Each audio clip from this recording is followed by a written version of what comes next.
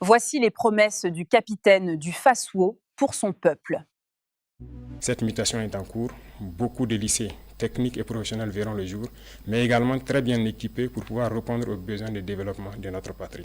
Dans les universités, d'importantes ressources ont été mobilisées pour la construction de centres universitaires, d'amphithéâtres et de bâtiments pédagogiques afin d'améliorer le cadre de formation des étudiants et de favoriser leur ouverture au monde.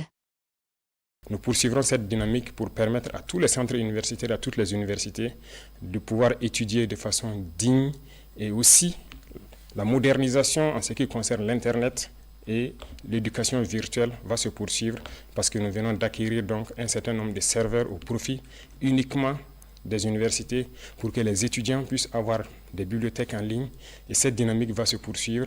Les laboratoires vont continuer à monter en puissance et nous allons ainsi donner un espace à nos étudiants de faire des cours théoriques, mais également de faire la pratique et de s'exprimer pour que petit à petit, leur éducation passe d'une éducation théorique à une éducation pratique pour la production au profit de nos populations. Abordant les questions de l'énergie et des mines, le chef de l'État met l'accent sur la maîtrise du secteur par le Burkina Faso et sur l'exploitation des ressources minières pour soutenir d'autres secteurs économiques et renforcer la souveraineté économique, indissociable de la souveraineté politique des États de l'U.S. À mon âge, je n'ai besoin de flatter personne. Mais on doit reconnaître que l'arrivée de l'équipe du capitaine Traoré a donné de l'espoir. C'est très important, l'espoir. Le président du Faso redonne espoir en des lendemains meilleurs. Il dresse un bilan non exhaustif des actions prévues pour 2025, structuré autour de 3 axes principaux. Son intervention en 3 points. Ce que moi j'ai senti.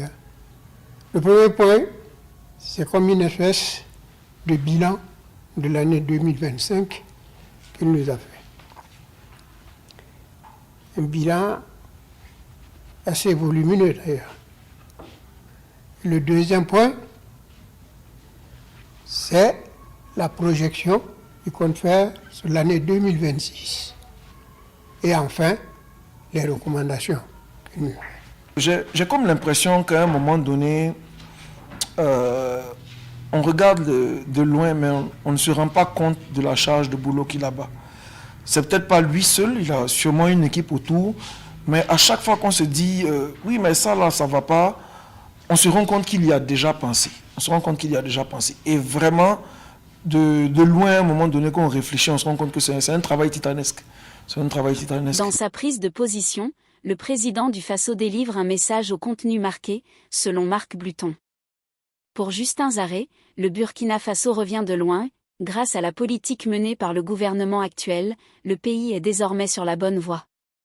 Au crépuscule de ma vie, je suis encore, en tout cas, très heureux d'observer ce qui se passe. Et il faut que ça réussisse. Pour moi, il faut que je parte en voyant cette démarche se poursuivre. Je ne sais pas quand est-ce qu'on va aboutir, mais je sais qu'on a pris le bon chemin. Si les gens sont honnêtes, ils peuvent dire que avant même le coup d'État d'Amiba, il n'y avait plus d'espoir dans ce pays. C'est pas pour les accuser, mais c'est ce qu'on pouvait observer. On s'enfonçait, mais on voyait qu'ils ne pouvaient pas nous sortir. Écoutez bien les interventions du peuple burkinabé sur les promesses du capitaine. Et par rapport à l'initiative Faso Mevo, nous constatons déjà sur le terrain que les résultats sont palpables et nous encourageons nos frères et sœurs à s'y mettre dans la contribution afin que ces initiatives soient une réalité pour tout le peuple burkinabé. Les mines au Burkina Faso, c'était pour les autres. Je pense que c'est un acte à encourager. Du fait qu'on veut travailler à ce que les Burkinabés eux-mêmes fassent l'exploitation des mines. Ils veulent mettre en place des structures pour lutter contre la corruption. Je pense que c'est une très belle initiative, c'est à saluer. Je pense que ça va bénéficier à la majorité des Burkinabés. On a eu du progrès au niveau des infrastructures pour l'amélioration des conditions de vie des étudiants. Le bus qu'ils amènent en tout cas, ça aide beaucoup d'étudiants pour qu'ils puissent venir suivre le cours. D'ici là, ils vont essayer de construire les cités et les amphithéâtres pour qu'on puisse suivre le cours.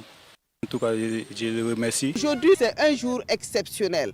C'est la fin de l'année. Donc, on s'est mobilisé pour venir dire au président Ibrahim et tous ses compagnons que nous sommes derrière eux. On est venu rester ici jusqu'au matin, comme d'habitude. Je veux vraiment bénir la vie de notre président, bénir la vie de tous ceux qui sont au front. Que Dieu leur donne le courage d'aller de l'avant parce que la paix y est, la paix est déjà là.